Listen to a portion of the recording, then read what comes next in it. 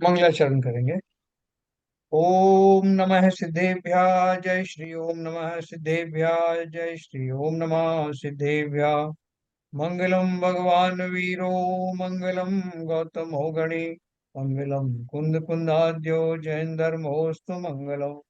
सर्व मंगल मांगल्यम सर्व कल्याण कारकम प्रधानम सर्वधर्माणां जैनम जयतो शासेनम। जैनम जयतु शासनम जैनम जयतु शासनम। नमः समय साराय स्वानुभूत्या चकासते चित स्वभावाय भावाय सर्वभावांतरच्छिदे। समय सार नाम का ग्रंथ, जिसके रचयिता हैं कुंद कुंदाचार्य, जिसके संस्कृत टीकाकार हैं अमृत चंदाचार्य, हिंदी टीकाकार हैं डॉक्टर हुकुमचंद भारे, और हम अभी इसका निर्जरा अधिकार पढ़ रहे हैं। तो निर्जरा अधिकार में, क्योंकि संवर तक तो हम पहुंच ही गए, अब निर्जरा कैसे होती, किनकी होती है, तो उनकी शुरुआती जो है, जो स्थिति है, चतुर्थ गुण स्थान से ही निर्जरा शुरू हो जाती है। तो चतुर्थ गुण स्थान में रहने वाले वो जीव गृहस्थ भी हो सकते हैं और अव्रत भी हो सकते हैं। अव्रत माने जिन्होंने विधिवत व्रत आदि धारण नहीं किए, अनुव्रत आदि धारण नहीं किए, वो भी हो सकते हैं। लेकिन उनकी भी निर्जरा इसलिए हो जाती है क्योंकि उनकी अनंतानुबंधी कषाय चली गई हैं, सम्यक दर्शन हो गया है, और उनके जो भाव में भेद विज्ञान पूर्वक ही सम्यक दर्शन हुआ है, इसलिए भेद विज्ञान तो बसा ही हुआ है। तो भेद विज्ञान होने के कारण अपनी भूमिका में भोगे जाने वाले भोग, या कहें कि उनकी भोगों का के सद्भाव में भी जिनके भाव विकृत नहीं होते, और बल्कि उन भोग काल में भी जो समता का वेदन करते हैं, वेद विज्ञान का चिंतन करते हैं, राग आदि में जुड़ते नहीं है, खासतौर से अनंत अनुबंधी जाति का राग आदि, इसलिए उनको निर्जरा बताई कि उस काल में भी, मतलब बाकी काल में तो है ही उनकी निर्जरा, इवन बीच में अगर कोई विषय आदि जो है दिखाई भी दें उनको वो भोगते हुए, तब भी उनके लिए वो काल और बाकी का काल एक जैसा ही होता है। तो इसलिए कहा कि सम्यक दृष्टि को तो भोग का काल भी या भोग भी निर्जरा के कारण होते हैं। भोग मतलब नहीं होते, भोगों के समय होने वाला वो जो काल है, उस काल में भी उनके समता भाव रहने के कारण से उस काल में भी उनकी निर्जराएं बाधित नहीं होती, ये वो कहना चाहते हैं। सर, एक सवाल था यहाँ पर। हाँ। जो चतुर्थ स्थान में जो जीव सम्यक दृष्टि होता है, हम्म। या तो वो उपसमधारी होगा या उपसमधारी होगा। हाँ जी। तो जब उपसमधारी होता है तो कभी कभी मिथ्यात्व में भी जाता है वो। देखो, औपसमिक जो सम्यक दर्शन होता है वो अंतर मुहूर्त तक तो बना ही रहता है। जी हाँ। उस अंतर मुहूर्त के काल में कोई व्यवधान नहीं आता। नहीं, वो तो बात सही है, जब अंतर्मुहूर्त के अलावा हाँ, जब उसके वो बाद में मिथ्यात्व में होता है। जाएगा, हाँ।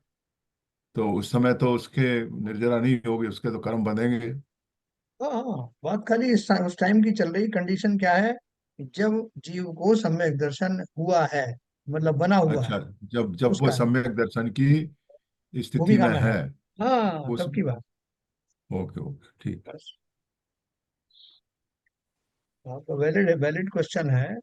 तो बल उसका यही है कि जिस समय वो स्थिति है सम्यक दर्शन की, उस काल की बात हो रही। नहीं, फिर क्लियर हो गया, नहीं तो ऐसा समझा मैं कि वो एक बार इसको हो गया तो वो क्वालिफाई हो गया हमेशा के लिए। नहीं, अभी देखो, अपन ये बोलते हैं कि सम्यक दर्शन के काल में अगर कोई व्यक्ति मर जाता है तो उसको नरक पशुगति नहीं होती। वो बात सही है। तो उसका वो अर्थ तो क्या है कि सम्यक दर्शन होके छूटना नहीं चाहिए। जिस काल में आयु बंद हो रही है उस काल में वो सम्यक दृष्टि होना चाहिए, तब वो लागू होना होता चाहिए, वो तो कंडीशन मेरे है। को मालूम है, बस इसलिए कंफ्यूजन था, इसलिए सवाल दिमाग में आया। जी जी। तो देखो, अपन इसको शेयर करते हैं जो गाथाएं अपन ने कल पढ़ी थी।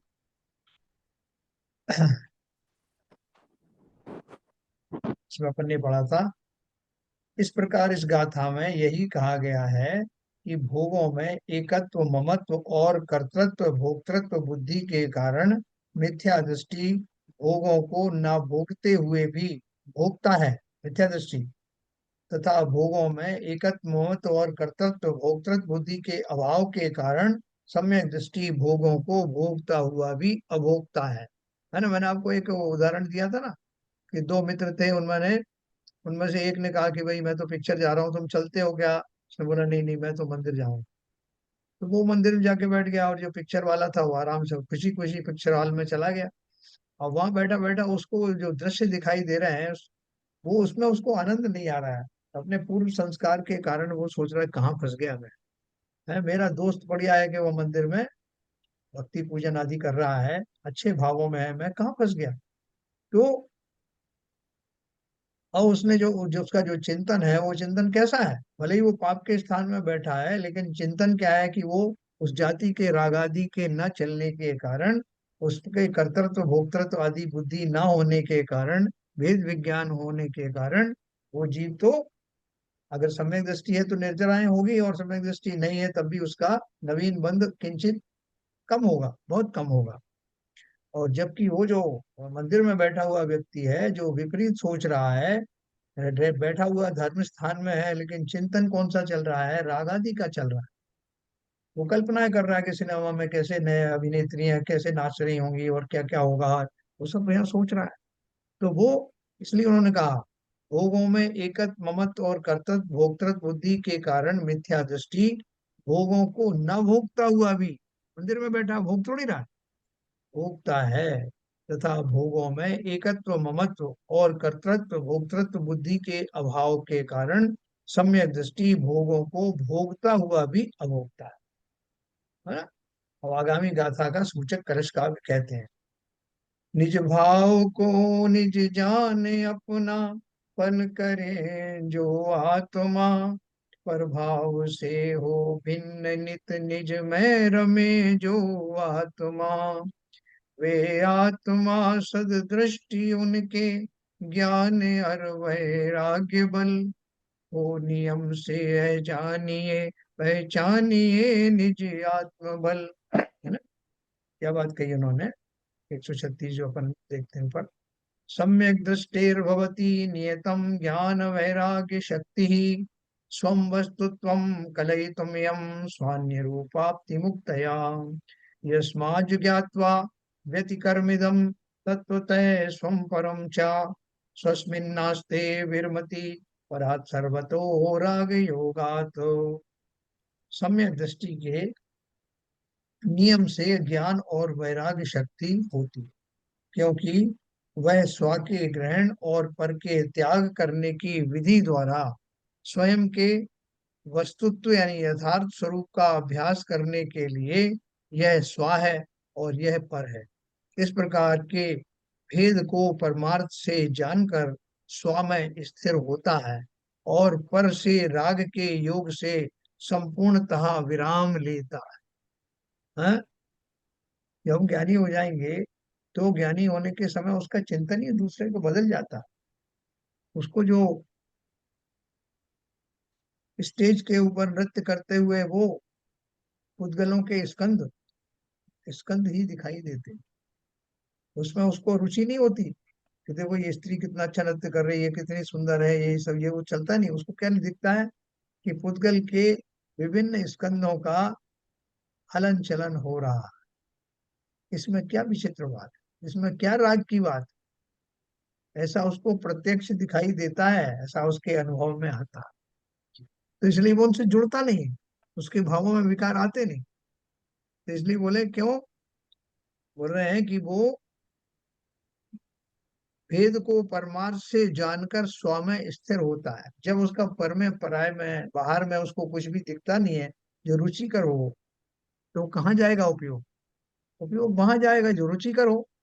तो जिस काल में पर पदार्थ मुझे पर पदार्थ जैसे ही दिख रहे हैं, यानी यथार्थ का भान हो रहा है, उस काल में ये भी तो भान होगा कि इसमें से मैं कौन हूँ।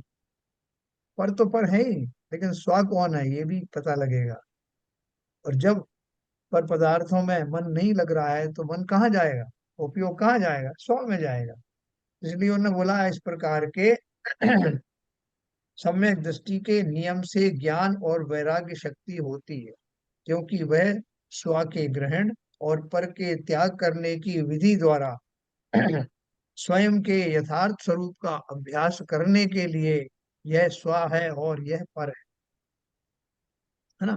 देखो हमको कोई ऐसा नहीं कि हम जो क्लास में बैठ करके ऐसा सोचें जैसे बच्चे सोच रहे हैं कि ये दो दूनी चार दो तीन छह है, जो पहाड़े पढ़ते हैं वो नहीं। तो हम अगर जैसे बैठ करके सोच रहे हैं कि हम साहब 10 मिनट बैठ करके ये सोचेंगे कि ये किताब है, ये कंप्यूटर है, ये फलाना है, ये सब पर पदार्थ है, ये सब, ऐसा सोचने की जरूरत भी नहीं। जब जिस वक्त मुझे अपने स्वरूप का ज्ञान होगा कि पर पदार्थ की परिभाषा क्या है, स्व पदार्थ कौन होता है, पर पदार्थ का निर्माण किससे होता है, स्व पदार्थ के क्या गुण होते हैं, ये जब हम बड़ा स्वाध्याय वगैरह करते हैं, पूजन आदि करते हैं, उस समय ये भली भांति से ये भाव प्रकट होते हैं। उन भावों में दृढ़ता बनाए रखना, उनको चिरकाल तक बनाए रखना, उसका अभ्यास करने से उनका जो सम्यक दृष्टि की जो मान्यता है उस मान्यता में और दृढ़ता आती चली जाती। और मिथ्या दृष्टि जीव जो है उस अभ्यास के लगभग करीब पहुंचने लगता है। ये साहब पिछली बार मेरे साथ में ये घटना हुई थी, ये कुछ ऐसी घटना हुई थी जिसमें कि जिसने मुझे हिला के रख दिया था। मैं रोगी हो गया था, मेरा एक्सीडेंट हो गया था, मेरे जो संबंधियों का कुछ हो गया था। तो अभी मैं सोचता हूँ कि देखो जो लिखा है शास्त्रों में वो सही है कि जो कुछ जब होना होता है वो घटित होता ही है, और घटित होने के बाद में सब कुछ सामान्य भी हो जाता है। ऐसा उन घटनाओं से, हर एक घटनाओं से थोड़ा सा सबक लेना और बार बार उसकी पुष्टि करना कि ये जैन सिद्धांत के अनुसार ही हो रहा है। और मैं अभी तक ये नहीं समझ पा रहा था, अब उस परिप्रेक्ष्य में समझूं तो समझ में आने लगेगा। तो मिथ्या दृष्टि की भी जो भूमिका है, सम्यक दृष्टि का तो पहुंच ही गया वहां पर, लेकिन मिथ्या दृष्टि भी बार बार इस तरह का चिंतन करके हर घटनाओं से, हर व्यक्ति से अपना रिलेट करके, उन इवेंट्स को रिलेट करके, अपना कर्म सिद्धांत को रिलेट करके, और वो भी वहीं पहुंच जाएगा जहां सम्यक दृष्टि पहुंच चुका है। और इसी का नाम तो सम्यक दर्शन है। अगर मैं उस जैसे ही सोच विचार कर पाऊं, ऐसे ही भेद विज्ञान करने लग जाऊं, तो सम्यक दर्शन और किसका नाम। तात्पर्य है कि स्व और पर का यथार्थ भेद जानकर पर से विरक्त हो स्व में लीन होने वाले सम्यक दृष्टियों के आत्मज्ञान और वैराग्य की शक्ति नियम से होती है ना। अपने आप वो जब आप सोचोगे देख करके कि क्या है इसमें, क्या धरा है, इन सब में कहाँ फंस रहे हैं लोग, मैं कहाँ इसमें इन्वॉल्व हो रहा हूँ, तो अपने आप ही उसके अंदर में उसका वैराग्य बढ़ने लगेगा, आत्मज्ञान बढ़ने लगेगा। जो प्रपंचों में हम फंसे रहते हैं ना, वो सब प्रपंच उसको धीरे धीरे करके छूटने लगते हैं, और वो फिर अपने शुद्ध आत्मिक दशा में आने लगता है। इस कलश में यह कहा गया है कि सम्यक दृष्टि जीवों के सम्यक ज्ञान और भूमिका अनुसार वैराग्य अवश्य होता है, क्योंकि श्रद्धा गुण के सम्यक परिणमन के साथ साथ ही ज्ञान का परिणमन भी सम्यक हो जाता है, ज्ञान भी सम्यक हो जाता है, मैंने पढ़ा था ना। और आत्मानुभूति पूर्वक होने वाले चतुर्थ गुण स्थान में ही अनंतानुबंधी कषाय का अभाव हो जाने से,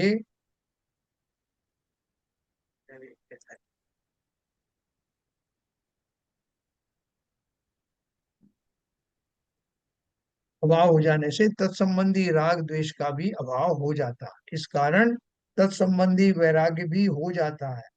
यही कारण है कि यहाँ कहा गया है कि सम्यक दृष्टि के ज्ञान और वैराग्य शक्ति नियम से,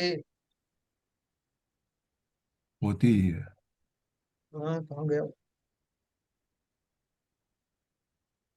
नियम से होती ही है, बराबर है ना। तो देखो ये एक जो इन्होंने शब्द दिया ना, तो तत्संबंधी राग द्वेष, अनंतानुबंधी कषाय का अभाव हो जाने से तत्संबंधी राग द्वेष का भी अभाव हो जाता है। यानी अनंतानुबंधी कषाय के साथ रहने वाले जो राग द्वेष के परिणाम हैं, यानी अनंतानुबंधी के लेवल्स पर जो राग द्वेष रहते हैं उनका अभाव हो जाता है ना। ये बहुत क्लियर कर दिया। इसका अर्थ क्या है कि जो अपन को बीच में शंका उठी थी ना कि साहब वो जो सम्यक दृष्टि को कोई बंद ही नहीं होता बिल्कुल क्या, और उसको कोई राग द्वेष होते ही नहीं, तो वहां चूंकि अनंतानुबंधी एक बहुत बड़ी चीज है, उसको ना होने के कारण बोलते हैं कि उसके नहीं होते, है ना। जैसे अपन वो बोलते हैं भाई साहब इसमें नमक कितना है, बोले ना के बराबर, आप ये समझ लो है ही नहीं। तो उसी तरह से मेजर पोर्शन जो उसका होता है अनंत अनुबंधी का, वो निकल जाने के कारण से सम्यक दृष्टि को राग द्वेष नहीं है या उसके बंध आदि नहीं है, ये इसलिए कहा जाता है मुख्य रूप से। लेकिन ऐसा नहीं, कर्म सिद्धांत के अनुसार से वो सूक्ष्म जो बंध वगैरह सब वो होते रहते हैं। यही कारण है कि यहाँ कहा गया है कि सम्यक दृष्टि के ज्ञान और वैराग्य शक्ति नियम से होती ही है। हम और आप जो है, आपको बहुत ताज्जुब होगा, सम्यक दर्शन भले ही ना हुआ हो, लेकिन हम, जैसे कि कैटेगरी उन्होंने टोडरमल जी ने बनाई है कि मैं सम्यक सम्यक सन्मुख मिथ्या दृष्टि, वो कैटेगरी भी बहुत गजब की है। कि जैसे हम और आप हैं, हमारा अभी होराइजन खुले हुए हैं, हम भी वो सोच पाते हैं कि मैं कहाँ फंसा हुआ हूँ। अभी देखो, आप कोई शादी ब्याह में भी जाएंगे ना, तो आपको उसमें उतना राग रंग नहीं दिखाई देगा। अब फॉर्मेलिटी चले गए साहब, रिश्तेदार के शादी थी तो जाना ही पड़ा साहब, ये सब है, जहां तक है अवॉइड करोगे, और चले भी गए तो वहां वो जो राग रंग होंगे उनसे आप वैसे जुड़ेंगे नहीं। वो महिला संगीत हो रहा है साहब, तो उसमें महिलाओं का काम है, मेरा क्या काम है? ये बात अलग है कि वो महिलाएं खुद ही चाहती हैं कि पुरुष देखें, अप्रिशिएट करें। लेकिन अगर आप कहीं फंस भी गए हैं तो चुपके से निकल आना, अब ये हमारी आदतों में शुमार हो जाएगा। जहां कहीं फालतू के राग आदि, क्यों मैं बंद में फंसूं? जितना संभव हो इन राग आदि से दूर हो जाना, बिना कोई तरीका निकाल करके इनसे जुड़ना मत। क्योंकि भोगना तो मुझे ही है ना, बाकी लोगों का क्या जाने वाला है। ऐसा देखो, आपने नृत्य नहीं देखा, देखो फलाना आ रहा है अभी, उसकी आपको नृत्य देखना है। अभी मेरा मित्र आने वाला है, अभी मेरी ये वो, जो रिश्तेदार है वो, उसका डांस होने दो। मुझे क्या करना? इनमें रागों में जुड़ने से नुकसान मेरा ही है। अब अपन को ये बात समझ में आने लगी। इसी प्रकार से इवन मंदिरों में भी जो कहते हैं ना, वो बहुत सारे भैया जी वगैरह कहते हैं, अरे स्त्रियां खड़ी हो जाओ, भक्ति करो, फलाना करो, ढिमका करो। आजकल बहुत सारे मुनियों ने मना करना शुरू कर दिया कि ये जो है, इस तरह की जो राग वृत्ति के जो नृत्य आदि हैं वो मत कराया करो, इससे क्या भक्ति हो रही? कितने सभा में लोग बैठे हुए हैं, उनके कितने भाव विकारी हो सकते हैं। अभी मैं एक पंच कल्याणक में गया, उन्होंने एक नियम बनाया कि हमारे जितने भी जो पंच कल्याणक संबंधी जो नृत्य आदि होंगे, उसमें वो 56 देवियां आती हैं, अष्ट देवियां आती हैं, उन्होंने 10 साल की उम्र तक की बच्चियों को ही बनाया, उससे ऊपर का बनाया ही नहीं। और बोले कि यहाँ पे जितने लोग बैठे हैं वो सारे ब्रह्मचारी हैं मोस्टली, और हम नहीं चाहते कि किसी तरह का कोई विकार उनमें या सभा में किसी में भी हो। इसलिए, क्योंकि वो खाली एक सिंबॉलिक है उन घटनाओं में। भगवान का जन्म हुआ तो वह 56 देवियां आई, अष्ट देवियां आई, तो वो सब एक सिंबॉलिक दिखाना था तो दिखा दिया। और वो बच्चियों ने बहुत गजब का किया। उससे दो फायदे हुए, एक तो उनमें संस्कार हुए, धार्मिक संस्कार वो जैन कथाओं से जुड़ी, और दूसरा ये कि अनर्गल रूप से किसी का कोई हाव भाव देखने की को नहीं मिले। तो ये सब हमको, हम सब जो सम्यक सन्मुख जीव हैं, जैसा मैं मानता हूँ, उन सबको राग रंग से अपने आप को विड्रॉ करते चले जाना चाहिए जितना हो सके। और सर उसमें कोई एक उम्र का प्रश्न फैक्टर और नहीं। हाँ, एक बोलिए। प्रश्न और है। हाँ। जो पिछला प्रश्न था उससे ही दूसरी तरह से रिलेटेड है। हम्म। जो क्षय सम जीव होता है या सम्यक समूह, उनकी अनंतानुबंधी कसाई की हमेशा चली जाती है कि फिर दोबारा भी आ जाती बीच बीच में? दोबारा आ जाए, दोबारा आ जाए। अच्छा अच्छा। हाँ, जैसे वो मिथ्या दृष्टि होते हैं तो दोबारा आ जाती है। इसलिए वो जो क्षायिक समय दृष्टि जब बनते हैं तब इसका विसंयोजन होती है। जो अपना अनंतानुबंधी कषाय है उसका विसंयोजन होता है, और वो दूसरी कषायों में कन्वर्ट हो जाती है, वो तो ठीक। अप्रत्यक्षानावर्णी प्रत्यक्षानावर्णी। हाँ हाँ। तो वो तो अगर ठीक वो है। बस वो है, उसका अपन डिटेल पढ़ेंगे। ये अच्छे प्रश्न है आपके।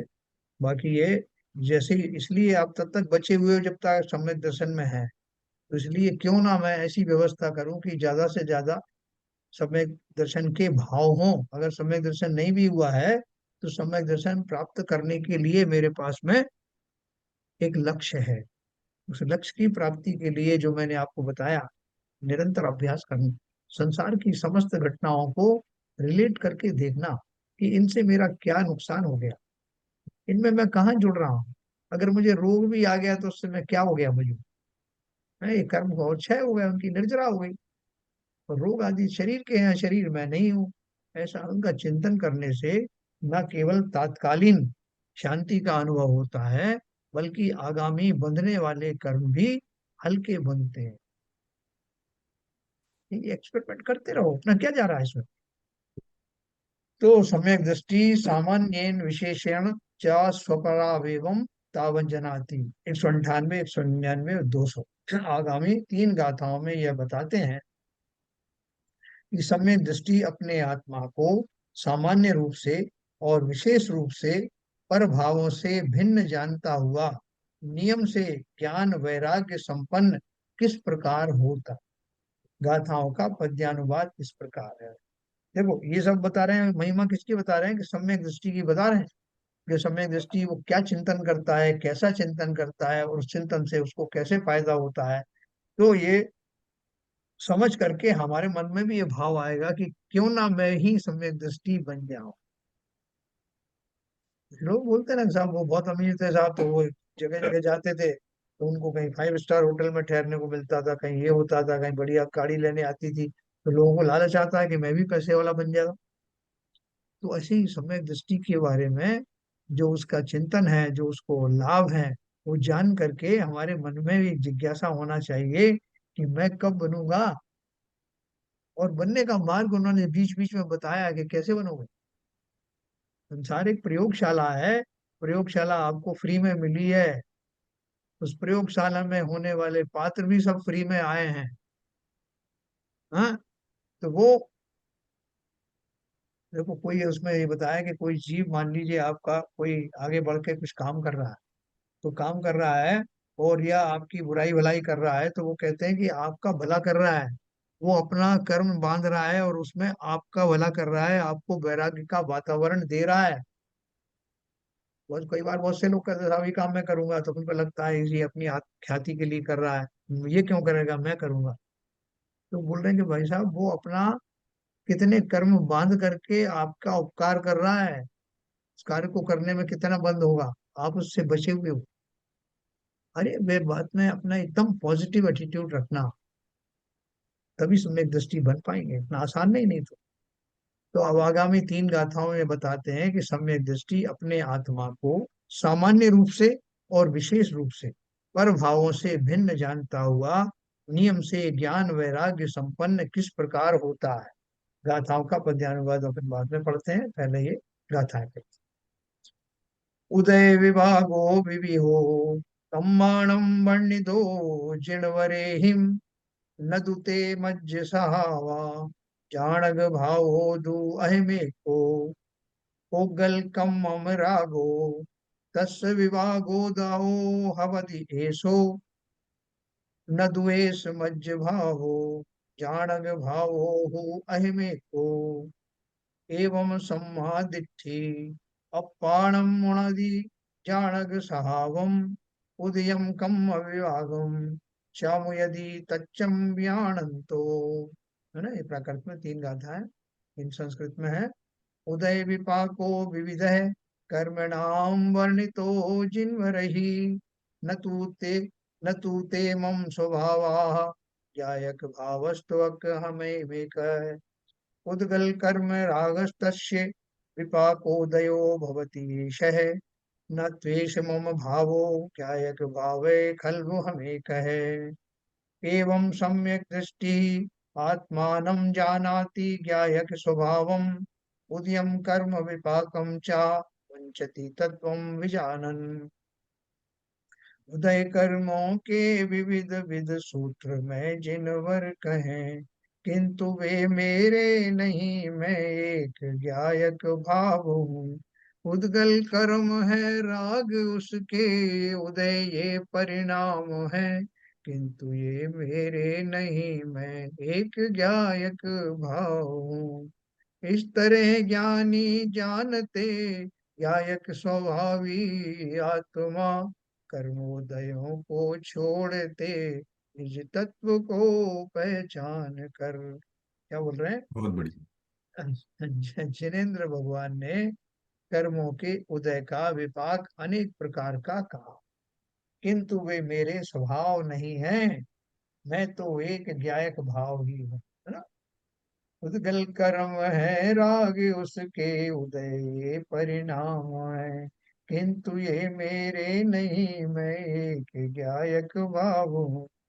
जिनेन्द्र भगवान ने कर्मों के उदय का विपाक यानी फल अनेक प्रकार का कहा है, किंतु वे मेरे स्वभाव नहीं है। मैं तो एक ज्ञायक भाव ही हूँ। ज्ञायक भाव क्यों हूँ? क्योंकि ज्ञान ही मेरी सर्व सर्व स्थानों में सर्व प्रदेशों में व्याप्त है, और ज्ञान के कारण ही जो कुछ भी मेरा उपयोग है वो ज्ञान में ही हो रहा है। ज्ञानोपयोग के द्वारा ही मैं मुख्य तौर पर वस्तुओं को जान रहा हूँ, देख रहा हूँ, स्व को देख रहा हूँ, पर को भी देख रहा हूँ। राग पुद्गल कर्म है, उसका विपाक रूप उदय मेरा नहीं है, क्योंकि मैं तो एक गायक भाव ही हूँ, पुद्गल से मुझे कुछ लेना देना नहीं। इस प्रकार सम्यक दृष्टि अपने आत्मा को गायक स्वभाव जानता है, और तत्व यानी वस्तु के वास्तविक स्वरूप को जानता हुआ कर्म के विपाक रूप उदय को छोड़ता है। यानी जो जो घटनाएं कर्म के उदय के रूप में घटित होंगी, वो सब कर्म के ही फल हैं, उससे मुझे क्या लेना है। जब कोई हमको प्रताड़ना देता है ना, मैंने कुछ गलती करी तो प्रताड़ना के स्वरूप वो मुझे मारेगा, तो किसको मारेगा? जो जो भी वो मारेगा, आत्मा को मार नहीं सकता, वो शरीर को ही मारेगा। वो शरीर क्यों पिटता है? क्योंकि शरीर के माध्यम से ही वो पहले जो खोटे कर्म थे वो उनका मैंने बंद किया था। अब जब उनका उदय आएगा तो शरीर के ऊपर ही आएगा। इसी तरह से उन्होंने मेरी बहुत खातिर करी, बहुत बढ़िया बढ़िया, उन्होंने क्या कैसी खातिर करी साहब? अरे बहुत बढ़िया नियम से इतना अच्छा भोजन कराया, अच्छा सोने के लिए पलंग दिया, ये सब दिया, तो किसकी सेवा हुई? ये सेवा भी शरीर की हुई। मैं तो उन दोनों परिस्थितियों में गायक ही बना रहा। राग द्वेष के कारण भले ही मैं उसको, शरीर को ही मैं कहता हूँ कि साहब मेरा बड़ा मजा आया, मुझे बहुत अच्छा लगा, लेकिन वास्तव में हम माने या ना माने, मैं तो आत्मा ही हूँ, जीव ही हूँ, जिसे ना कोई मार पीट सकता है, ना कोई पलंग पर सुला सकता है, ना कोई भोजन करा सकता है। ये वेद विज्ञान निरंतर चलना चाहिए, है ना। तो इसलिए बोल रहे हैं कि मैं कर्मों से होने वाले, कर्मों के फलस्वरूप होने वाले जो भी उदय हैं, जो भी नए प्रसंग आदि हैं, उनको मैं जानता अवश्य हूँ, लेकिन वो मेरे नहीं है, ना मैंने उनको कराया है। अपने आप होते हैं तो कर्म के विपाक रूप उदय को छोड़ता। ये कर्मोदय विपाक प्रभाव विविधा भाव नीचे उसमें दिया है। इन गाथाओं के भाव आत्मख्याति में इस प्रकार व्यक्त किया गया है। कर्मोदय के विपाक से उत्पन्न हुए ये अनेक प्रकार के भाव, और राग नामक उद्गल कर्म के उदय के विपाक से उत्पन्न ये राग भाव मेरे स्वभाव नहीं है, क्योंकि मैं तो टंकोत्कीर्ण एक ज्ञायक भाव हूँ। टंकोत्कीर्ण का मैंने आपको अर्थ बताया था ना। जैसे पत्थर के ऊपर में छेनी से अंकित कर करके, टाकी से अंकित करके कोई चीज लिख दी जाए तो वो मिटती नहीं, उसी पत्थर प्रकार की से लकीर। पत्थर की पत्थर की लकीर। लकीर बोलते हैं। तो इस तरह से जो टंकोत्कीर्ण है, मतलब वो मेरा ज्ञायक भाव आज का नहीं है, और ना वो मिटने वाला है, वो हमेशा वैसा ही रहने वाला है। अब जो बोल रहे हैं कि राग के स्थान पर द्वेष, मोह, क्रोध, मान, माया, लोभ, कर्म, नो कर्म, मन, वचन, काय, श्रोत्र, चक्षु, घ्राण, रसना और स्पर्शन, ये पद रखकर 16 सूत्र बनाकर व्याख्यान करना चाहिए। इसी प्रकार और भी अनेक सूत्र बनाए जा सकते हैं ना। ये जो ऊपर बताया ना, जैसे इसमें आप जो है राग की जगह पे ये यूज कर सकते हो, है ना। ये उद्गल कर्म है राग उसके उदय ये परिणाम है। उद्गल कर्म है क्रोध उसके उदय ये परिणाम है। उद्गल कर्म है मान उसके उदय ये परिणाम है।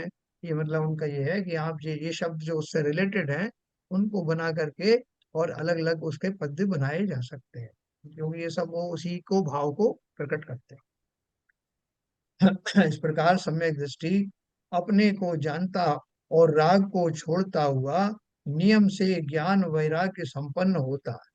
इस प्रकार सम्यक दृष्टि 198वीं गाथा में सामान्यतया और 199वीं गाथा में विशेषतया बताए गए पर भाव स्वरूप सब भावों से स्वयं को भिन्न जानकर टंकोत्कीर्ण ज्ञायक स्वामी आत्म तत्व को भली भांति जानता है। इस प्रकार तत्व को जानता हुआ तथा स्वभाव के ग्रहण और प्रभाव के त्याग से उत्पन्न होने योग्य अपने वस्तुत्व को प्रसिद्ध करता हुआ वह सम्यक दृष्टि कर्मोदय के विपाक से उत्पन्न हुए समस्त भावों को छोड़ता है। छोड़ता है। इस हाँ, इसलिए वह नियम से ज्ञान वैराग्य संपन्न होता है।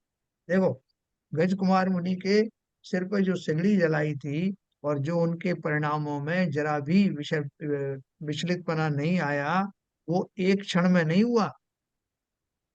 वो संस्कार उनके कितने समय से बन रहे थे, कितने समय से उनकी प्रैक्टिस चल रही थी, एक क्षण में थोड़ी हो गया कि साहब वो मुनि बनने से पहले जो है वो पूरे रागी थे और मुनि बनते ही जो है एकदम उनका सीधा वहां तक पहुंच गए। क्योंकि ये जो है संस्कार बहुत दृढ़ होते हैं और शने शने आते हैं फिर पक्के हो जाते हैं। तो यहाँ वो क्या बोल रहे हैं, सम्यक दृष्टि कर्मोदय के विपाक से उत्पन्न हुए समस्त भावों को छोड़ता है।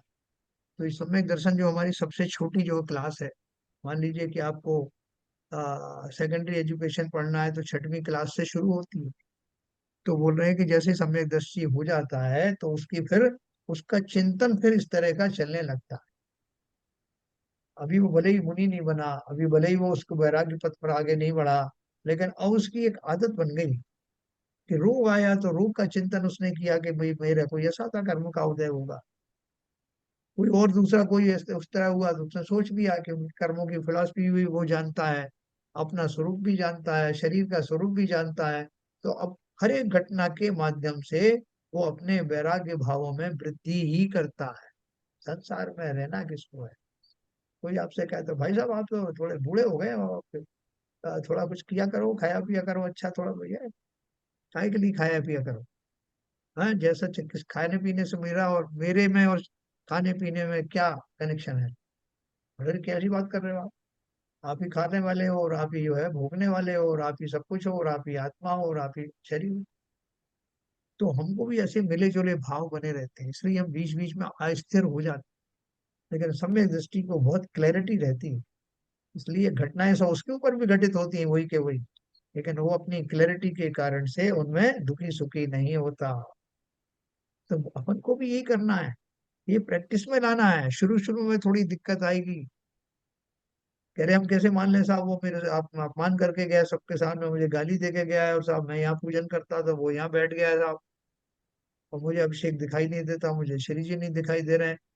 तो ये सारी जो शिकायतें हैं ना वो प्रारंभिक भूमिकाओं में ही होती हैं। उसके बाद तो जीव इन सबको अपने पुण्य पाप से रिलेट करके एक बस्ते में डाल देता है। इन सब से मेरा कुछ भी बिगाड़ सुधार नहीं होता, मैं तो ज्ञायक स्वभावी टंकोत्कीर्ण ज्ञान स्वभावी सुख स्वभावी आत्मद्रव्य हूँ। ऐसा उसका चिंतन निरंतर बना रहता। ये खाली पढ़ने की बात नहीं है कि यहाँ पढ़ लिया था आपने कहा था, मैं इसको प्रैक्टिस करना, जितनी प्रैक्टिस करूंगा उतना मेरा ही लाभ है, उसी प्रोपोर्शन में होगा लाभ। तो इस प्रकार से तत्व को जानता हुआ तथा स्वभाव के ग्रहण और प्रभाव के त्याग से उत्पन्न होने योग्य अपने वस्तुत्व को प्रसिद्ध करता हुआ वह सम्यक दृष्टि कर्मोदय के विपाक से उत्पन्न हुए समस्त भावों को छोड़ता है। जो कुछ भी घटना घटित हो रही है कर्मों के खेल हैं, पुण्य होगा या पाप होगा, इनके उदय तो हो रहे हैं, उनमें तटस्थ रहने की आदत डालना। इसलिए वह नियम से ज्ञान वैराग्य संपन्न होता है। कोई अपन से कह दे कि भाई साहब एक काम करना, अभी आपके सामने बहुत सारे लोग आने वाले हैं, वो आपको तरह तरह से आप भड़काएंगे, आपको बुलाने के लिए, कोई अपने तरफ से बुलाने के लिए, अपने बात को कहलवाने के लिए आपको फोर्स करेगा, कोई दूसरा अपनी तरह की बात करने का, आप बिल्कुल तटस्थ रहना, आप किसी को कुछ बोलना ही मत। तो अब मेरे दो तरह के भाव हो सकते हैं। एक भाव तो ये होगा कि चूंकि आपने मुझे समझा दिया है इसलिए मन तो बहुत कर रहा था कि इसकी तरफ से बोलूं, कभी मन कर रहा था उसकी तरफ से बोलूं, लेकिन आपने मना कर गए थे, इसलिए मैंने बलपूर्वक अपने आप को रोक लिया। ठीक है, तो आपने रोक लिया तो कम से कम कुछ अनहोनी से बच गए, किसी की बुराई भलाई से बच गए। लेकिन अब मेरा तो स्वभाव ही ऐसा हो गया है। तो वो जो मुझे समझा रहा था कि आप किसी की तरफ मत बोलना, मैंने उससे कहा बेफिक्र रहो भैया, मेरी आदत ही नहीं है कि मैं किसी का पक्ष लेके कुछ भी बोलूं। मुझे तो पता भी नहीं चलेगा कि कौन क्या कह रहा है, क्योंकि मैं समय सारे समय स्वयं में ही रहता हूँ। ये मेरी आदत है। तो वो आश्वस्त होकर चला जाएगा, अरे वाह आदत ही है तो फिर मुझे समझाने की क्या जरूरत। ऐसे ही आचार्य जो हैं उनको समझा रहे हैं जिनकी आदत नहीं बनी। जिनकी आदत है उनको क्या समझाना, उनके बारे में तो बताया जा रहा है। तो इसलिए समय दृष्टि के भावों को समझना, क्योंकि निरंतर उसको वस्तु स्वरूप का ज्ञान होता है, इसलिए तत्संबंधी या उस लेवल का की उदासीनता और वैराग्य उसको बना ही रहता है। इसलिए वह नियम से ज्ञान वैराग्य संपन्न होता है। उक्त संपूर्ण कथन का तात्पर्य यह है कि जब आत्मा समस्त प्रभावों एवं रागादि भावों से अपनी आत्मा को सामान्य रूप से और विशेष रूप से भिन्न जान लेगा, तब वह नियम से ज्ञान रूप रहेगा और वैराग्य से संपन्न होगा। यह बात अनुभव से भी पुष्ट होती है, और यही सम्यक दृष्टि धर्मात्मा का चिन्ह भी है। देखो, सामान्य रूप से और विशेष रूप से क्या बात है। सामान्य रूप से तो क्या आएगा पहले, कि ये जो शरीर है, ये पौद्गलिक शरीर है, ये मैं नहीं हूँ। ठीक है, ये सामान्य कथन। अब विशेष रूप से क्या है कि ये जो रागादि परिणाम है, मेरे अंतरंग जो परिणाम है, वो भी मेरे नहीं। वहां मुझे अपने स्वभाव का पूर्ण ज्ञान होगा, स्वभाव की बारीकियां समझ में आएंगी। वो मेरा विशेष कथन। बहुत बढ़िया। ये नहीं, सामान्य और स्पष्टता बहुत बढ़िया हुई। विशेष। उक्त संपूर्ण कथन का तात्पर्य है कि जब आत्मा, देखो ऊपर दिया हुआ है सामान्य और ये विशेष का जो है, ये देखो यहाँ दिखा ना, सम्यक दृष्टि अपने आत्मा को सामान्य रूप से और विशेष रूप से प्रभावों से भिन्न जानता हुआ नियम से ज्ञान वैराग्य संपन्न किस प्रकार होता है ना। ये देखो, जिनेन्द्र भगवान ने कर्मों के उदय का विपाक यानी फल अनेक प्रकार का कहा है, किंतु वे मेरे स्वभाव नहीं है, मैं तो एक गायक भाव ही हूँ। फिर दूसरी लाइन में और बारीकी में चले गए, राग पुद्गल कर्म है, उसका विपाक रूप उदय मेरा नहीं है, क्योंकि मैं तो एक गायक भाव ही हूं। इस प्रकार सम्यक दृष्टि अपने आत्मा को गायक स्वभाव जानता है। हाँ? तो विशेष रूप से भी हम उन उक्त तीन गाथाओं का में से आरंभ की दो गाथाओं में आचार्य जयसेन की तात्पर्य वृत्ति में आचार्य अमृतचंद की आत्मख्याति में कुछ अंतर पाया जाता। तात्पर्य वृत्ति में पाई जाने वाली वे गाथाएं इस प्रकार हैं, है ना। उसको संस्कृत में उन्होंने दिया है। सम्यक दृष्टि ही स्वयं महम जातु बंधो न मे स्याति अत्यातानो तो पुलक पुलक बंध वदना रागिणो अप्याचरन्तु आलम्बन्ताम समिति परताम ते यतो अद्यापि पापा आत्मानात्मवग वगममिर्भिर्हात् सन्ति सम्यक् विरक्ताः पुग्गलकम्मं को तस्य विवागोदयो हवदीयेषु नदु एष मज्ज भावो, हम प्राकृत में ही है, जाणग भावो धु अयमिक को कहे एष तुजना हवदी विविहो कम्मोदय फल विभागो पर दब्बाणो भोगो नदु देहो हवदी अन्नाणी उद्गल कर्म है क्रोध उसके उदय ये परिणाम है, किंतु ये मेरे नहीं मैं एक गायक भाव हूँ।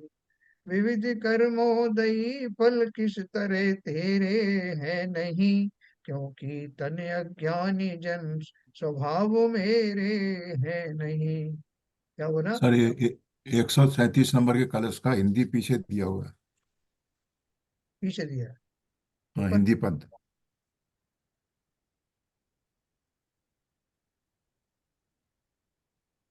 हो गया।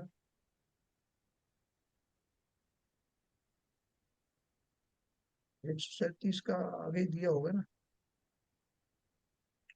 ये पद्य है ना, मैं स्वयं सम्यक दृष्टि हूँ।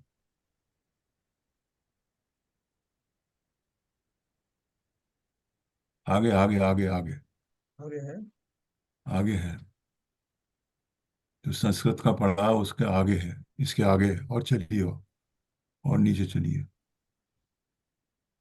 ये दिया हुआ है। हाँ। हाँ राइट। 137 नंबर को सही। ये कहाँ से आया 137 का? ये था ना। एक सौ सम्यक सैंतीस दृष्टि। संस्कृत का पढ़ा था ना आपने गाथा से हाँ जी पहले। हाँ। हाँ हाँ हाँ। यस। इसका मैं अर्थ होता। मैं स्वयं सम्यक दृष्टि हूँ बंद से विरहित सदा। यह मान करे अभिमान में पुलकित बदन मस्तक उठा। जो समिति आलम्बे महाव्रत आचरे पर पापमय। दिगमूढ़ जीवों का रे जीवन नहीं अध्यात्मय। यह मैं स्वयं सम्यक दृष्टि हूँ। इसके ऊपर उन्होंने क्या लिखा था देखो ये अपन ने ये छोड़ दिया ना। पहले ये पढ़े। पहले के पढ़ लीजिए। इन गाथाओं के उपरांत तात्पर्य वृत्ति टीका में एक और गाथा थी, अपने पढ़ा ना। इस प्रकार हम देखते हैं कि 198 200 तक की उक्त 3 गाथाओं में यह सतर्क सिद्ध किया गया है कि सम्यक दृष्टि के ज्ञान और वैराग्य नियम से होता है। यद्यपि वह बाहर से भोगों में लिप्त दिखाई देता है, तथापि अंतरंग में वह भोगों से विरक्त ही रहता है। इन गाथाओं के उपरांत आचार्य अमरचंद्र आत्मख्याति में एक कलश लिखते हैं, जिसमें यह कहा गया है कि जो जीव पर द्रव्यों में आसक्त हों, आकंठ डूबे हों, या आत्मा को समझे बिना ही महाव्रतधारी बन गए हों। देखो ये बहुत इंपॉर्टेंट पॉइंट है। क्या बोल रहे हैं? अमरचंद जी क्या लिखते हैं, जिसमें यह कहा गया है कि जो जीव परद्रव्यों में आसक्त हों, आकंठ डूबे हों, या आत्मा को समझे बिना ही महाव्रतधारी बन गए हों, समितियों का पालन करने लगे हों, और स्वयं को सम्यक दृष्टि मान बैठे हों, वे सभी अज्ञानी ही हैं, मिथ्या दृष्टि ही है। और उनकी यह मान्यता एकदम गलत है, क्योंकि सम्यक दृष्टियों की अनर्गल प्रवृत्ति तो होती ही नहीं है, साथ ही सम्यक दर्शन के बिना सच्चे अनुव्रत महाव्रत भी नहीं होते, सच्ची समितियां भी नहीं होती, है ना। इसके लिए उन्होंने वो जो कलश कहा है, वो ऊपर संस्कृत में कहा है, और मैं इसको हिंदी में पढ़ू, है ना। इसका अर्थ समझ लेना बहुत बढ़िया है कि अगर किसी इवन मुनि तक ने, कोई मुनि बन गया है और वो उसके पंच महाव्रत आदि समितियां वगैरह भी पालन कर रहा है, लेकिन जिसे आत्मा संबंधी दृष्टि जिसकी निर्मल नहीं हुई है, जिसे भेद विज्ञान नहीं हुआ है, वो ऐसा व्यक्ति वास्तव में उन समितियों आदि का पालन करता हुआ भी मिथ्या दृष्टि ही है, क्योंकि वो उसके अंदर वो वैराग्य घटित हुआ ही नहीं जो सम्यक दृष्टियों को होता है। और बिना यथा योग्य वैराग्य उदासीनता के वो महाव्रतों का पालन करना, जैसा उसका स्वरूप है, वो ऐसा पालन करना असंभव है। उसका उन्होंने कलश जो अपन ने पढ़ा 137 ऊपर नंबर पढ़ा, ये इसका हिंदी में ही है। मैं स्वयं सम्यक दृष्टि हूँ बंध से विरहित सदा। यह मान कर अभिमान में पुलकित बदन मस्तक उठा। जो समिति आलम्बे महाव्रत आचरे पर पाप में। जब जीवों का रे जीवन नहीं अध्यात्ममय। यह मैं स्वयं मतलब सम्यक बोलिए मैं ये कह रहा था, जी। अभी आपने जब बताया था कि मिथ्या मुनि महाराज जो है, अगर मिथ्या दृष्टि भी है, हाँ और यदि वो सही सभी मुनि के और जो पालन कर रहे हैं हाँ समिति और भागवतों को सबको उस तरह से, तो वो हाँ। जो है वो पूजन के, तेरे बंधन के योग्य, बंधन के योग्य। और वो स्वर्ग में जा तेरे में कौन से स्थान पर चले जाते हैं। तो मेरा मतलब कहने से इतना ये था, अभी आप ये क्या कह रहे हैं कि समिति समिति नहीं है, गुप्ती गुप्ती नहीं है, कुछ नहीं है। जब है ही नहीं कुछ, तो उनका हम्म। मूल्य क्या है फिर? नहीं नहीं नहीं जो नहीं आप नहीं, जो नहीं, नहीं। जो अब यहाँ आप पर ये कह समझ। रहे हैं कि हाँ अगर अगर भेद ज्ञान नहीं हुआ है मुनि महाराज को, या उनको उन्होंने उनको भेद ज्ञान नहीं हुआ है, तो ये जो इसके द्वारा समितियां जो अपनाई जा रही हैं, जो भी जो भी कार्य कर मुनिवत का जो कार्य चल रहे हैं, महाव्रत वगैरह कर रहे हैं, वो उनको मान्यता नहीं है। अब मान्यता नहीं है तो सामाजिक मिथ्या दृष्टि हो गई हमारी हमारी तुम्हारी तरह। अब एक बात बताओ, तो फिर ये जो ये कहा जाता है कि वो अगर मुनि महाराज की तरह रहेंगे तो उनको वो स्वर्ग वगैरह में कहा उनको एक्स्ट्रा फैसिलिटी मिलती है। ये क्या, इनमें क्या डिफरेंस है? क्या मिलती है? मतलब वो उनकी वो द्रव्यलिंगी बन करके भी वो स्वर्ग में जा सकते हैं। हाँ देखो, ऐसा ऐसा है, ये जो विषय जो उन्होंने बताया है, वो अभी अपनी बात कौन सी चल रही है, निर्जरा अधिकार चल रहा है। तो निर्जरा अधिकार में बात चल रहा है कि सम्यक दृष्टि होने के बाद ही निर्जरा वास्तव में चालू होती है। ठीक है। अच्छा। तो उसका स्वरूप बताने के लिए बोल रहे हैं कि वो सम्यक दृष्टि जो भले ही मुनि नहीं बना है, लेकिन वेद विज्ञान से भरपूर है, उसकी तो भोगों के काल में भी क्योंकि दृष्टि वैसी होती है, इसलिए उसकी अच्छा, निर्जराएं निर्जरा होती है। निर्जरा के सापेक्ष में कहा गया है। ठीक है। हाँ, ठीक है उसके सापेक्ष सर, में। ठीक है, मैं समझ गया, बस इतना इतना ही समझ हाँ, गया। आगे समझेंगे जी जी। केवल निर्जरा के सापेक्ष में बात हो रही है। और दूसरी बात, एक और आपने एक अच्छी बात उठाई है, इसमें एक बात और भी है कि एक मुनि महाराज हैं जिन्होंने सम्यक दर्शन नहीं हुआ है, और ये वो जानते हैं नहीं हुआ है, लेकिन वो अपने महाव्रतों का पालन अडिग रूप से कर रहे हैं, जैसा कि शास्त्रों में बताया वैसे ही कर रहे हैं। और उनको इस बात का कोई दुविधा भी नहीं, कोई घमंड भी नहीं है कि वो जो है वो मुनि के वास्तव में मुनि व्रत पालन कर रहे हैं, ऐसा उनको कोई दम्भ भी नहीं है, उनको कोई किसी तरह का जो कंफ्यूजन भी नहीं है। लेकिन वो ये जानते हैं कि मुझे अभी सम्यक दर्शन नहीं हुआ है, लेकिन जब तक नहीं हुआ तब तक कोई बात नहीं, मैं वो व्रतों का वो विधिवत तो कर ही सकता हूँ ना, जिससे कि उनका मुझे अभ्यास भी बना रहे और उनके माध्यम से किंचित मेरे अशुभ कर्मों से तो मैं बचूंगा ही। ऐसा क्लैरिटी के साथ वो कर रहे हैं। और दूसरे एक मुनि ऐसे हो सकते हैं कि जो यही मान के चल रहे हैं कि भैया जब मैं मुनि हो गया हूं तो वो सब तरह मैं जो भी पालन करता हूँ वो सब सही है, उसमें क्या है। और अगर मैं कहीं जाहिर करूंगा ये तो लोग मुझे पूजना बंद कर देंगे। ऐसे कई तरह के भाव होते हैं जीवों में, मल्टीपल। तो वो उसके लिए उन्होंने देखो, जो अभी जो मैं आपको पढ़ के सुना रहा हूँ वो उसी तरह का है। तो क्या बोल रहे हैं, यह मैं स्वयं सम्यक दृष्टि हूँ, मुझे कभी बंद नहीं होता, क्योंकि शास्त्रों में लिखा है कि सम्यक दृष्टि को बंद नहीं होता।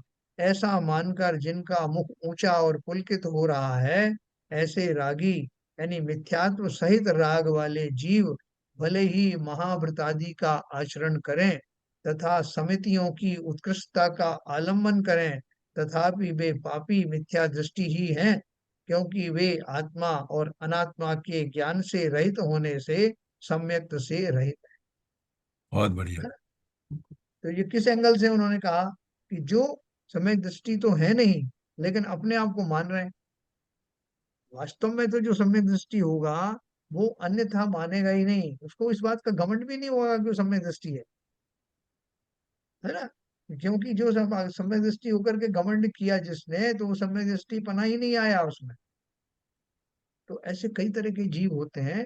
और बहुत से, जैसे मैंने कहा, ऐसे भी होते हैं जो जानते हैं, अपनी भूमिका को जानते हैं कि मैं अभी कहाँ खड़ा हुआ हूँ, और फिर भी वो महाव्रत आदि इस प्रतीक्षा में कर रहे हैं कि शनै शनै जो है सम्यक दर्शन की भूमिका भी तैयार हो जाएगी।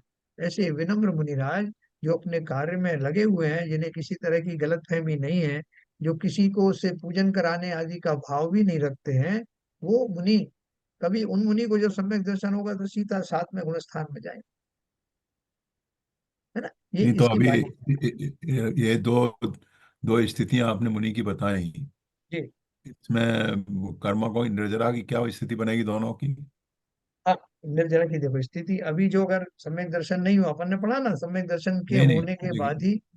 देखिए, आपने ये बोला हम्म, दो मुनि हैं जिनको सम्यक दर्शन नहीं हुआ है। हाँ।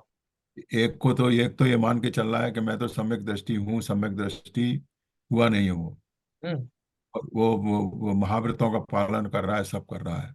हाँ। दूसरा, जो सम्यक दृष्टि नहीं हुआ है उसको मालूम है कि सम्यक दृष्टि में नहीं हुआ हूँ, मगर मैं महाव्रतों का पालन कर रहा हूँ, जब जब भी मुझे हो जाएगा मतलब हाँ, उसको इस बात का कोई अभिमान नहीं है। अभिमान नहीं है, तो हाँ, तो नेचुरली अभी जिसको इन दोनों में क्या पोजीशन बनेगी, कर्मों के बंधों की, निर्जरा की? हाँ, निर्जरा तो देखो, निर्जरा का हमारा क्वालिफिकेशन तो सम्यक दर्शन के साथ ही है, ओके। जो अपन ने अभी पढ़ा। जो सम्यक हाँ। दर्शन होना जरूरी है, लेकिन ये जो दो अलग अलग भाव मैंने आपको बताए, मिथ्या दृष्टि ही है दोनों। हाँ। जो दो मिथ्या दृष्टि भूमिका में दो मुनि हैं, एक तो जो है इस गलत फहमी में है कि मुझे सम्यक दर्शन हो गया और मैं खुद ही जी एक हाँ। परमेष्टि हूँ। ऐसे भी बहुत सारे लोग बोलते हुए पाए गए, हम खुद ही एक जी। परमेष्टि है, पंच परमेष्टि में से। तो जिसने इस तरह के भाव रखे, तो उनके तो खोटे भाव, अशुभ भाव का बंध होगा। अच्छा।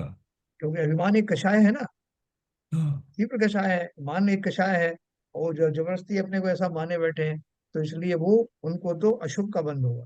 और दूसरे जो हैं जिनके परिणाम अच्छे हैं, जो ये मान के चल रहे हैं कि मैं अभी भले ही समय दर्शन नहीं हुआ है, लेकिन मैं अपने महाव्रतों को उसी रीति से पालूंगा, एक ना एक दिन सम्यक दर्शन भी होगा।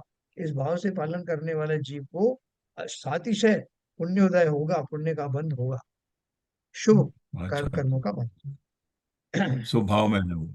शुभ भाव में जाएंगे। निर्जरा, निर्जरा मैंने इसलिए नहीं कहा कि निर्जरा के लिए जो टॉपिक चल रहा है, उसके लिए सम्यक दर्शन होना अनिवार्य और उनको स्वभाव होके प्रशस्त पुण्य काल बंद हो जाए। बंद होगा। वो कालांतर में जाकर के सम्यक दृष्टि होंगे, और वो निर्जराएं भी होंगी, और ये अच्छे पुण्य का जो है उदय भी आएगा। ठीक है, ठीक है, क्लियर हो गया। तो जीव भले ही महाव्रतादि का आचरण करे तथा समितियों की उत्कृष्टता का आलंबन करे, तथापि वे मिथ्या दृष्टि ही हैं, क्योंकि वे आत्मा और अनात्मा के ज्ञान से रहित होने से सम्यक से रहित हैं। स्थिति यह है कि सम्यक दृष्टि जीवों के सम्यक ज्ञान तो होता ही है, अनंतानुबंधी कषाय के अभाव के कारण तत्संबंधी राग भाव का भी अभाव होता है। अतः सम्यक दृष्टि को ज्ञान वैराग्य से संपन्न कहा गया है, फिर भी उसके प्रत्याख्यानावरणादि कषायों के उदयानुसार राग भाव पाया जाता है, और तदनुसार भोगों में प्रवृत्ति भी देखी जाती है। वह प्रवृत्ति चक्रवर्तियों जैसी भी हो सकती है। देखो, ये सारे जो विवरण चल रहे हैं बहुत सूक्ष्म है। अभी आप देखो कि लोगों ने प्रतिमाएं धारण कर ली, तो प्रतिमाएं धारण कर ली, और वो ये मानने को तैयार नहीं है कि वो भी मिथ्या दृष्टि है। वो मान रहे हैं कि साहब हम मिथ्या, पंचम पंचम गुण स्थान में पहुंच गए, और हम तो ये फलाने नंबर की प्रतिमा पालन कर रहे हैं। उनसे कहोगे भैया पहली प्रतिमा का क्या हुआ तुम्हारा, दर्शन प्रतिमा तो है ही नहीं। तो वो कहेंगे कैसे नहीं है, सुबह रोज दर्शन करता हूँ। तो ऐसे जो, जिन्होंने मिथ्या अभिप्राय बना लिया है, रोज दर्शन करता। हाँ रोज दर्शन करता हूँ, दर्शन प्रतिमा कह रहे हो ना, तो प्रतिमा के दर्शन करता हूँ ना रोज। नहीं, कुछ तो ये कहते हैं, कुछ तो ये कहते हैं हाँ, हमने हमने तो श्रद्धांत पूर्वक भगवान को ही मान लिया है, अब इसलिए हमारी हो गई। वेद ज्ञान हो देखो, चाहे नहीं हो, वेद ज्ञान हो चाहे नहीं हो। अब वो ऐसे लोग जो है, देखो उनके मन में एक मोह भी आता है कि लोग जाने कि मैं प्रतिमाधारी हूँ, तो वो अपना टाइटल भी बताएंगे, चाहेंगे कि लोग उस टाइटल से उनको पुकारें, जगह जगह उनकी हाँ चर्चा सर। उसी टाइटल से हो। है ना। तो अगर सम्यक दृष्टि होगा तो उसकी ऐसी सर चाहत सर होगी सर क्या। सर, ये भी कहते हुए हमने सुना है, जी, जो कुछ लोग जो है, अरे भाई यहाँ पर तो हमारे त्यागी वृत्तियों के कोई सम्मान ही नहीं है, सम्मान करना चाहिए। अरे हाँ, भाई, जब तुम संबद्ध जीव हो, तुम्हारा सम्मान और अपमान से क्या लेना देना। तो बिल्कुल। ये, हाँ, ये जरा सा भी मैंने कुछ जो कोई प्रॉब्लम। जो नियम संयम मैंने लिए हैं, वो अपने लिए लिए कि दूसरों के लिए लिए, दूसरों को रोक हाँ, गांठने के लिए लिए। तो इसलिए जब तक मेरी ये भ्रांतियां दूर नहीं होती, इससे ही पता चलता है कि मैं सम्यक दृष्टि हूं कि नहीं। इसलिए ऐसी चाहत के पूर्वक लेना, और अपने आप को उसमें पॉपुलराइज करना, और लोगों से अपेक्षा करना कि लोग वो ऐसा कहें, ये बड़े दोष वाली चीजें हैं। मैंने इसलिए आपको कहा, एक तो एक ऐसे में मुनि भी हो सकते हैं जिन्हें भले ही सम्यक दर्शन नहीं हुआ, लेकिन कोई उन्हें अभिमान भी नहीं, और अपनी स्थिति को भली भांति जानते हुए विनम्रता पूर्वक अपने मार्ग को प्रशस्त कर रहे हैं, वो वास्तव में पूजनीय है। और वो कालांतर में सम्यक दृष्टि भी होंगे होंगे, लेकिन उनका आचरण विशुद्ध होना चाहिए। 28 मूल है ना, तो 28 मूल गुणों का पालन हो रहा, इसमें ये सब भी आता है, किसी तरह से अपनी पूजन कराने आने आदि का भाव भी नहीं होता। एनीवे, तो मैं अभी दो लाइन पढ़ के समाप्त करता हूँ। स्थिति यह है कि सम्यक दृष्टि जीवों के सम्यक ज्ञान तो होता ही है, अनंतानुबंधी कषाय के अभाव के कारण तत्संबंधी राग भाव का भी अभाव होता है। अतः सम्यक दृष्टि को ज्ञान वैराग्य से संपन्न कहा गया है, फिर भी उसके अप्रत्यख्यान वर्णादि कषायों के उदयानुसार राग भाव पाया जाता है और तदनुसार भोगों में प्रवृत्ति भी देखी जाती है। यह प्रवृत्ति चक्रवर्तियों जैसी भी हो सकती है। कैसी हो सकती है, मैं कल आपको उसके बारे में बताऊं। तो धीरे धीरे करके हमको सम्यक दर्शन की महिमा आनी चाहिए। सम्यक दृष्टि जीव का चिंतन कैसा होता है, उसका सामान्य रूप से जो व्यवहार होता है जीवों के प्रति वो कैसा होता है, उसकी अपेक्षाएं कैसी होती हैं, संसार से वो क्या अपेक्षाएं रखता है, क्या वो अपनी पूजन कराना, अपनी प्रशंसा कराना, वो उसमें अपना समय लगाता है या उसको मतलब नहीं। ये अगर हमारी वो बस आकांक्षाएं लालसाएं बनी हुई हैं, तो ये प्रत्यक्ष लक्षण है कि हम अभी सम्यक दृष्टि तो हुए ही नहीं है, बल्कि मिथ्या दृष्टियों में भी वो जो जिनकी कषायें बलवती हैं उन्हीं के समकक्ष हैं। कहाँ बदलाव आया।